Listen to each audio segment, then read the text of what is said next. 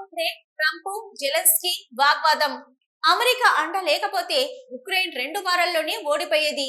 మా మూర్ఖమైన president Biden నీకు అనవసరంగా సాయం చేశాడు. ట్రంప్ జెలెన్స్కీకి మాట్లాడేందుకు కూడా అవకాశం ఇవ్వని అమెరికా మాజీ అధ్యక్షుడు Donald Trump. Your country is in big trouble. Can I Wait a answer? minute. No. You've done a lot of talking. Your country is in big trouble. I know. You're not winning. I know. You're not winning this.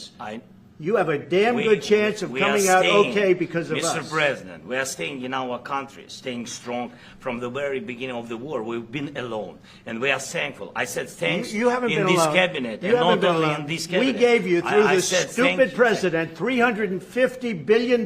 You voted we gave for you your military president. equipment, You and you voted men for are your brave, president. but they had to use our military. What about if you didn't have You our invited military me. equipment, You invited if me you to didn't speak. have our military equipment, this war would have been over in 2 weeks.